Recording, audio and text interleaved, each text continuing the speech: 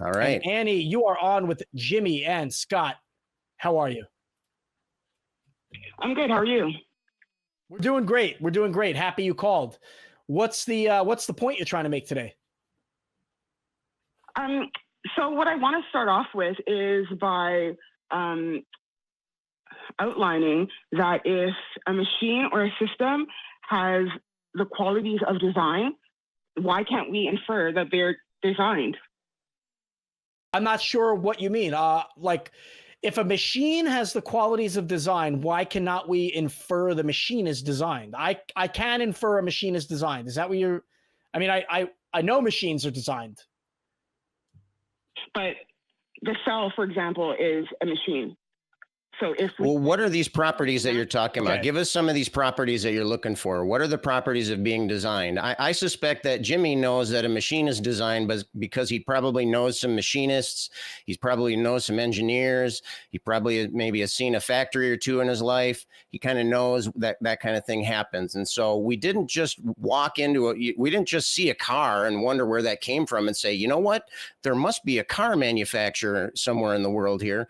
It usually works the other way. Usually we find out, we know about the people, maybe our parents design things, or maybe people we know, or maybe, somebody comes in to, talk about a career day at school or something. We learn about people that do these jobs and they make these things. So we know ahead of time about the people that are designing. And from there, we can come to the conclusion that these things were designed, but that's not necessarily the case in the universe. So what are some of those properties? How can we determine ahead of time whether or not something was designed? What are the properties we're looking for?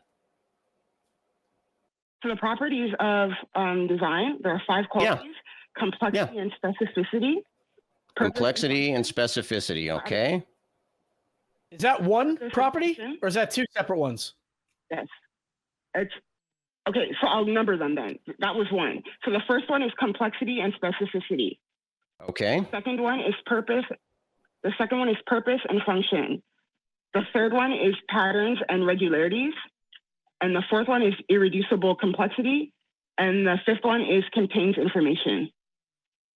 So if we find machines or systems in nature that have these qualities, then why can't we infer they were designed? Sorry, what was the fifth one again, please? I'm just jotting these down here. Contains information. Contains information. I could answer that easy. I mean, we have no reason to believe there's a designer because there's no evidence of that designer. Plain and simple. We have evidence of how. Hold on, Annie. We let you talk. Annie, there's no evidence of a designer, and we have plenty of evidence to show a long timeline of how life became so complex. It wasn't always complex. I mean, would your argument be applicable to the most non-complex single-celled life forms that, well, they still exist today, but were the only kinds of life form many, many, many millions of, or billions of years ago? Would your argument still be applicable then? We still would not have evidence of a creator then, or a designer then, nor do we have that evidence now. So again, you're just guessing. You're filling in a knowledge gap with something that sounds good to you.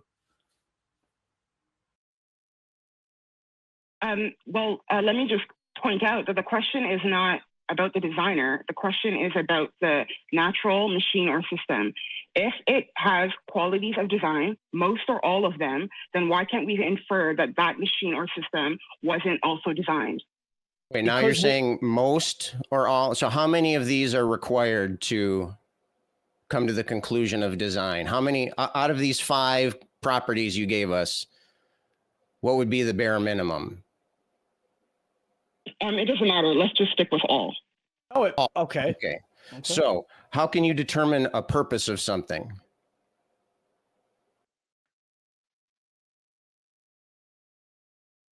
Well, we can determine what is.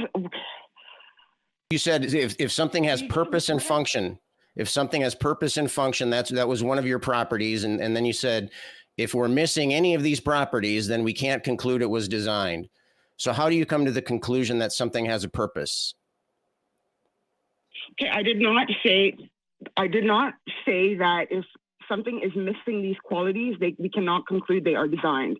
I'm saying for the sake of argument, let's just talk about machines that have all of these qualities. But to answer, okay, my question was how many of these properties are required? Because you're saying you're coming to the conclusion of design because you're being led there by some sort of inference. We want to make sure that we're satisfying the requirements for that inference. You're saying if X, then designed. So I want to narrow down what is that X. So out of these 5 properties, how many and which of them are required for something to be designed? I am talking about machines that have all of these qualities. So, all right, so let's. All right, I'm going to do this. Annie. All right, so let's take the human heart. Okay, we're going to talk about the heart. All right, okay. Let's say that the heart has all of the qualities that you just laid out. All right, so complexity and specificity. Sure, I would say the heart is complex and it specifically does some things. Okay, purpose and function. That's where you kind of lose me, right? I would say to Scott, or I would counter or build on what Scott had to say. How do you determine something has a purpose? But let's just say, for argument's sake, that Go ahead. Sorry. We can determine whether or not what the purpose and function of a heart is when it's stopped or removed. What about, okay, so if the heart has all of these things, though, you would say that it meets the qualifications of a machine that has a designer, right? Sure. Okay. What if somebody's heart doesn't work? What if somebody is born with a heart and the heart does not function and they die? Did they have a designer? We only know that the heart isn't functioning because hearts are supposed to function. So that's a nonsensical question. It's not nonsensical. It's not nonsensical. It's not nonsensical because that would have had a design. Like, so all of the hearts that work, right? They had a designer. Okay. And then we have a heart that doesn't work. What happened to that one? So I'm not talking about specific hearts. I'm talking about the heart as a machine. So it's the concept heart. It's not specific hearts in individual people facing different challenges. The heart as a concept, as a machine, it has all the qualities of design, regardless of whether or not there are hearts based on that concept, based on that blueprint that don't function. Right, but it's easy to kind of set that boundary there. But what I'm saying is we have an example here of something that you're claiming is a machine, but it actually doesn't meet the criteria of a machine, right? I am of the mindset that, pardon me? It's a broken machine. So it's still a machine. It's just a broken machine, a machine that doesn't function. Okay, and then I guess it would render its purpose absent as well, right? So, I mean, we have this thing that you're claiming is a machine, but we can still have it without having these properties, right? So my question is, how do you determine whether the designer designed one versus the other? Because the only reason we know what a dysfunctional heart looks like is because we have functional hearts.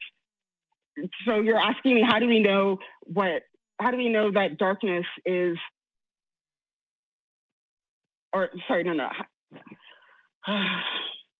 Listen, Annie. I'm just going to stick with my original question. I'm talking about the heart as a concept, as a machine, not as individual hearts with their own problems, systematic problems. Like, things break, things are not built correctly. We know that things break and are not built correctly because we know what the heart should look like. We know it's designed. I would want to be able to talk to the designer about that. How do I do that? How do I figure out where the designer is? I mean, you've given me these properties that indicate something is a machine, and therefore, if it's a machine, it has a designer, right? Initially, I told you that there was no evidence of a designer, right? But your evidence is that, well, we have these 5 properties that would indicate a designer. And I'm telling you that these properties are not consistent.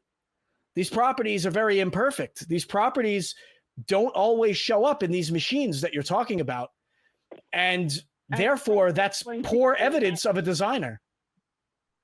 No. I'm trying to explain to you that the fact that we can talk about errors and dysfunction and brokenness is evidence that there is a standard of what the things we're talking about should operate as. So those things don't stop being machines. They don't stop being designed. They are just broken or malfunctioning, or they weren't built properly. Those things are still under the category designed machine based on the qualities they have. Or I think is that how you decide whether or not they're designed? You assess the complexity and the specificity. You look for purpose and functionality. You look for patterns, irreducible complexity. You look at if it contains information. Is that how you tell if something's designed? If you're walking down the street and you find a baseball, what kind of information is that containing? Well, the information. Or are you concluding it was designed because you already know about designers? I'm going to ask you the same question that we asked Mike last time. How do you know God could have designed anything? If God doesn't exist, God can't design shit, right? God can't literally. And so how do you know? Let's say we don't know. Let's say we came across this thing, DNA. We don't know how it came about. Let's assume, for example, that we've eliminated everything we know about genetics and about biology, and then we have no idea how this is happening. Why do you think it might be a God? Can't that only happen if there is a God already? I mean, you're trying to prove, or you're trying to at least provide some evidence that pushes us in the direction of that conclusion. There needs to be some force there to do a push, though. You can't just walk up to somebody and say push and expect them to fall over. You have to actually do it. So where's the connection? How does God even get in the picture here? If it's in the original argument, if a machine has the qualities of being designed, then we can infer that it was designed. And to bring it back to the mailbox in the Sahara Desert or the baseball, because of prior knowledge and experience that the things that are manufactured or have elements of design or purpose are designed, I can infer that the mailbox was designed. So if I go into nature, what experience do I refer back to suggest that it wasn't designed? That's exactly. You just answered your own question, and I think that was great. So yes, a mailbox or a baseball, we can look at that and we can say, yes, that had a designer. And you said, but if I go into nature, what evidence can I refer back to indicate that something was designed? I would ask you the same thing. I would ask you the same exact question. What evidence can you refer to show that the heart or the human cell was designed? I say that there is far more evidence to show that this is just a compilation, a conclusion, an end result of a bunch of random acts in the natural world coalescing into what we now understand as organisms and their parts and nature in general.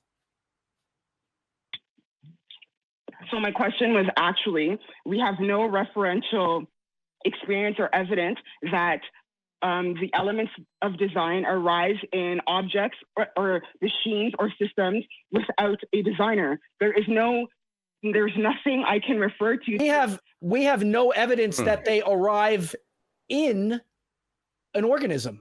We have no evidence whatsoever that there is any kind of creation or design, any planning that goes into the development of an organism or any of its parts. And I'm sticking with organisms here, right? Because we talked about the heart, we talked about human cells. The 5 qualities. The 5 qualities don't tell me anything. The 5 qualities are your opinion on what a machine should be, and then you defined a natural organism, right, as a machine. That's not necessarily the same thing. I see what you're trying to do, but that's not the same thing. you're essentially strongmanning the cell, right? But there's more that goes into biology, and you can't explain it away by 5 qualities that it takes to make machines. I just want to insert something in here, Annie. And by the way, Annie, I appreciate your call. I'm from Minnesota. I'm a big fan of Canada. In fact, we often consider ourselves to be honorary Canadians. And so, but I want to go back to something that you specifically said. You said, we don't know how this could have arrived naturally. Therefore, okay. So do you think your own ignorance or our, excuse me, our ignorance as a conversation here, or even our collective ignorance as humanity, do you think ignorance of a process means that process can't exist? So do you think there's anything that nobody knows? I'm not saying that we're ignorant. I'm saying there is no reason. You said, and I'll quote, we don't know how this could have happened. Therefore, okay, we don't know. That's ignorance. That's what we're talking about. You did say ignorance. You said, we don't know how this could have happened naturally. Therefore, it must have been supernatural. That's what you said. No, I'm saying, I did not say that. I said that there is no referential experience or knowledge that can inform whether or not something was designed with that can inform whether or not machines or systems with the quality of design do not have a designer. There's no way. So there's no knowledge that can infer this. That's way different than saying we don't know. That's exactly what I said. So you misunderstood what I said. No, those mean the same thing. If you say there's no knowledge of X and I say we don't know X, that means you're saying the same thing. We're saying the same thing. We're talking about ignorance. No, there is no knowledge of these things. Therefore, these things can't exist. You're talking about, you're making an argument. You're literally making an argument from ignorance. So from my perspective, there is, if a natural machine or a system has all the qualities of design, then it was designed. I don't have to, there are a million ways it could have been designed. Oh, that is a big leap. It was a Can I please finish my point? Okay, so if all of the systems have qualities of design, then that it was designed. Go ahead.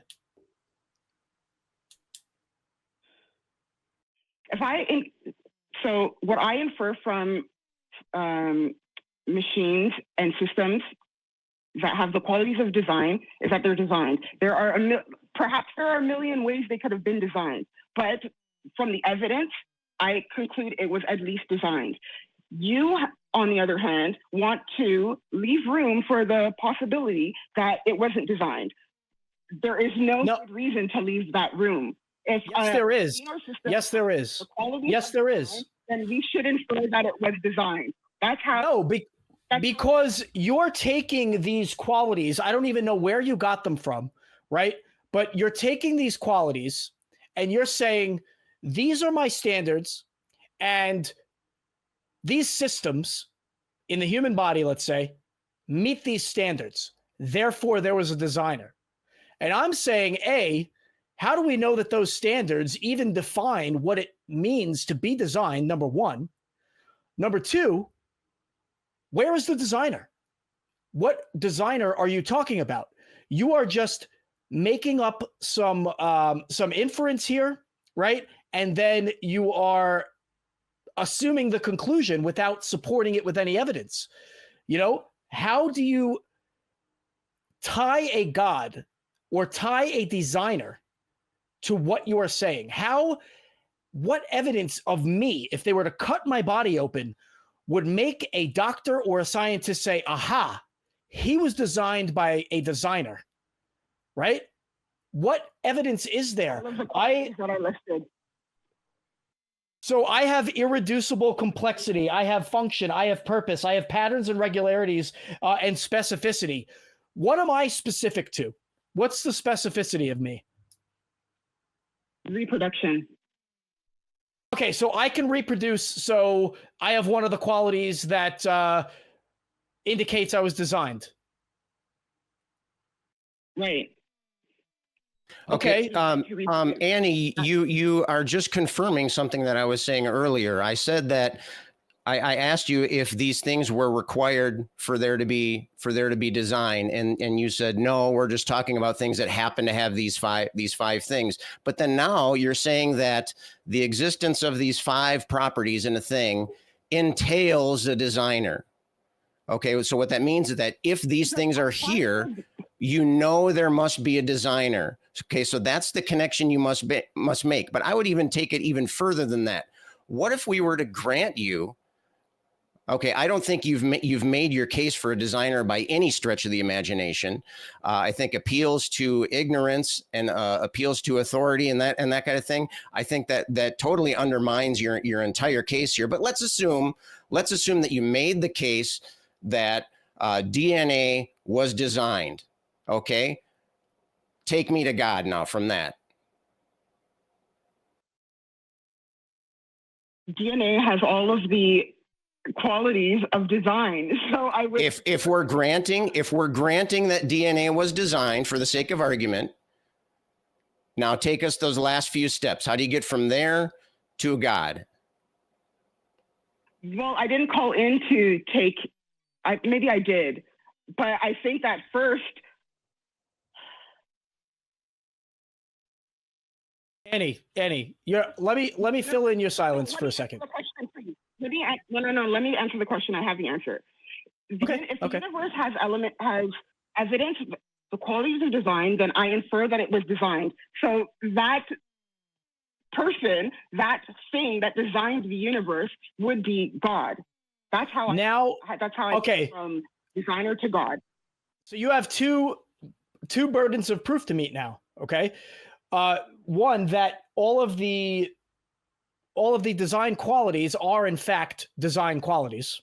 Okay. So you need to prove that those are, without being able to be overturned, the qualities of design, number one. Okay.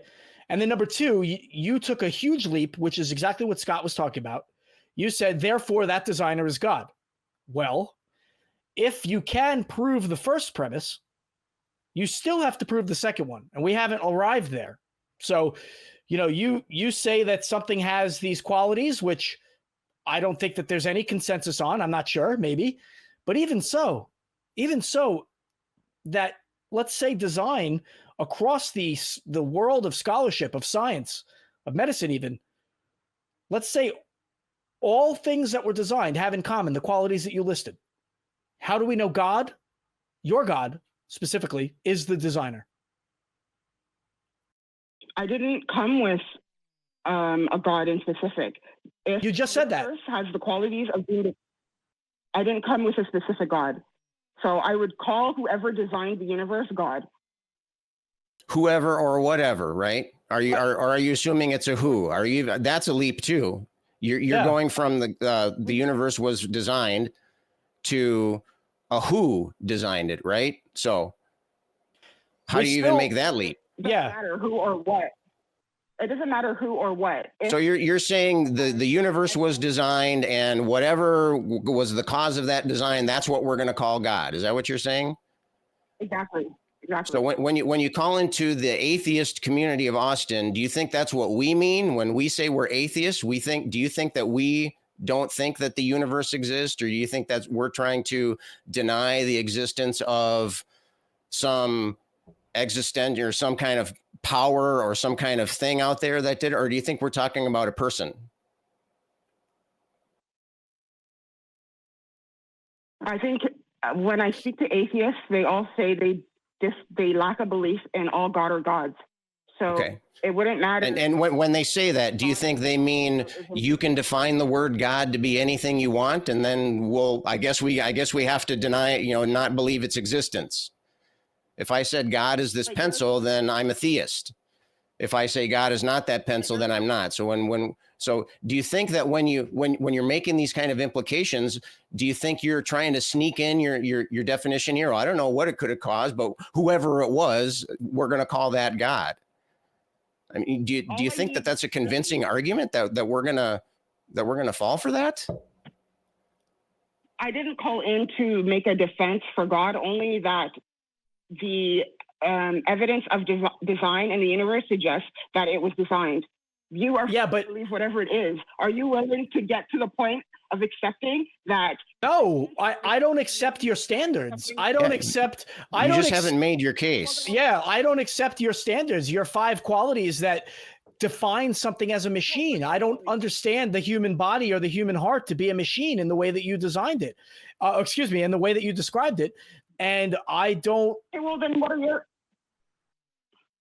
Okay, but if you're prepared to talk about design, then you should have your own standard of what meets the design. Why do I need to have my own standards of design? I am not out here building washing machines or microwaves or human hearts, okay? I am simply saying that I am here to discuss the existence of a proposed God or deity or higher power, and I am willing to hear people's evidence for that. What you called in to do is say that you think the human body, the universe, the human cell, animal cells are designed by something. And you started calling it God. And God is, God is, for all intents and purposes, a deity. The way that we have come to understand God is the way that God has been defined over 10,000 years. But, then you turned around at the end and said, I don't know what God is. I'm just calling it this thing that I don't know how to define. How do I defend that? I mean, you're just coming up with some concept that says, I don't really know what it is, so I'm just going to call it God. Okay, cool. I mean, I don't have to call it God. I don't have to call it God, and I certainly don't have to walk around with my own standards of evidence. I mean, I have philosophies on how you should treat people. Does that mean that you have to have your own philosophies on how to treat people if you don't agree with mine? Yes, if I'm going to say your philosophy is wrong, then I should have a standard that we can. No, well, I disagree. I don't have to walk around being prepared to talk about a designer. Just because you want to doesn't mean that because I don't accept your claim that I have to have a claim of my own. There's so many claims I don't accept. I don't accept that Cain killed Abel. I don't have to have some other story in its place that makes more sense to me. I don't accept that God created the universe. And I do not have to have some other explanation. I just am saying, as an atheist, the explanation being presented to me is not one that I accept because of a lack of evidence, because it's not been corroborated across multiple fields by experts in those fields, unlike evolution, which I accept to be true, because biologists, genealogists, geologists, physicists, all can relatively agree on the processes that have taken place over long periods of times. And those people come from all different walks of life, different cultures. There is some consensus there. What you're saying doesn't make sense to me. And I respect you, and I appreciate that you called, but I don't have to agree with you. And if I don't agree with you, I don't have to match your presupposition with one that makes more sense. I just want to slip in here, Annie. I want to list out specifically where I think your argument is failing here. You gave us these 5 properties, okay, but you didn't justify your inference that you made with them. You said if they have these 5 things, then it was designed. Okay, so that's something that you failed to do, and that you would need to do if you wanted to make a solid case. Second thing, you did not show that the universe or the DNA or the mailbox or whatever, were not able to justify that these five properties existed in the universe or DNA or whatever it is you happen to be talking about. So first of all, you need to establish that inference is valid, that if something does have these properties, then it is in fact designed. Okay, so you need to show that. Then you need to show the thing you're trying to show is designed. You need to show that it has those 5 properties. I think purpose in particular would be very difficult to justify or very, very difficult to back up. And then even beyond that, you still have a big jump between figuring out what that purpose or what that designer is or how the design process works. I mean, there's just so many holes here. I can understand, it sounds like it's very important to you. It sounds like you're very interested. You've clearly done some reading on this. I appreciate the fact that you at least seem to me to want to come up with a good conclusion. But I just see too many holes in what you're talking about here. can you at least understand why we're having trouble accepting your conclusion? Even if you disagree with us, even if you think we're being unreasonable, can you at least see what I'm talking about? Yes, I can understand why you're having trouble understanding my arguments, but it's mostly because when I make my arguments, they're not addressed. You skip to something else, and then we're in this tumbleweed of like almost irrelevancy. I disagree. We've addressed everything that you've talked about. I was accused of inferring that God is the creator of the universe, but you're the one who asked me. I was perfectly okay with just assuming that natural systems and machines are designed. It doesn't matter who the designer was. I wanted to see whether or not you could. You are saying who? Cannot infer. You are saying who designed it, and you said, I will call the designer God. You said those things. We're not accusing you of things. We're addressing the things that you're bringing to the table. Right. We're just following you here. Okay. Well, I'm okay. People are going to be able to watch this back and see that you're the one who brought up God. I was okay with staying with the standard of objects that have evidence of being designed are designed. They don't have to be designed by God. They don't have to be designed by the multiverse or from aliens that came and did whatever experiments they wanted to. But are you able to at least acknowledge that it is reasonable to infer that systems and machines that have elements of design, all of the ones that I listed, it's perfectly reasonable to suggest they were designed.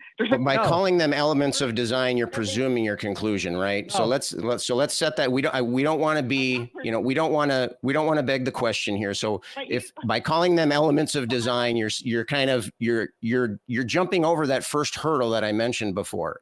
We want to know, by the way, if we have these properties, how can you come to the conclusion that there was a designer? All right, Annie, you are off mute now. Go ahead. Well, there's no point in me giving my explanation if I don't have anything and I don't have common ground with you. Well, there is a reason, and that is that I want to understand your argument. Do you want us to understand your argument? I do. Okay, good. Me too. We have a common goal right there. Let's call that our number one goal for this call here. We want to understand what Annie is saying. So we have a goal together that we can work towards. So please help me understand, of those 5 properties that you listed, why do they imply a designer? Because we see them in the qualities of things that are designed. That doesn't mean that they're necessary. That doesn't mean that they're sufficient. Okay, just because you see white swans all over the place does not mean that there's no black swans. Okay, so you're using a fallacy there. You're using a fallacious argument by saying, well, we see these other things that we know they're designed not because of their properties, but because we know of the designer. We see that they have these properties, but mailboxes are also blue. Does that mean that all blue things must be made in a mailbox factory? I don't think that you would agree with that. And so what we're saying is we want you to, we don't want, if you're going to prove something by example, you have to be exhaustive. I'm a math teacher. I deal with this all the time. You can't just give one example of something that makes an implication and say it's true for everything. That's an improper generalization. You're assigning things to a general category of things based off of your one example. What I'm saying is, if you want to prove that this is the case, if you want to show that anytime we see these 5 things that we can infer that there is a designer, you need to back that up. You need to show your work. You need to demonstrate how can we make that inference from those 5 pieces of information. And I'll remind you that just we've done it before. That's not going to fly. That doesn't work that way. Okay. You need to show that it's true, even for things that we haven't done before, even things that we can't even think of, even things that we've never even heard of. So why do those 5 properties imply a designer? I think that it is not fair that I have to meet such a high standard when you don't have to meet any standard at all. If you're made the claim arrive at the conclusion that these if you're going to arrive at the conclusion that biological machines and systems arose naturally, then you have to, why don't you? I didn't say that. I didn't claim that. Jimmy, Well, did you claim that? I didn't, but you know what? You did so much work to come up with these 5 properties. Why don't you put the same dedication into understanding how life came about on our planet and how everybody, well, I shouldn't say everybody, that is a sweeping generalization, but how many scholars on the subject, on various subjects that have to do with the life sciences, agree on them? And why wouldn't you go down that road?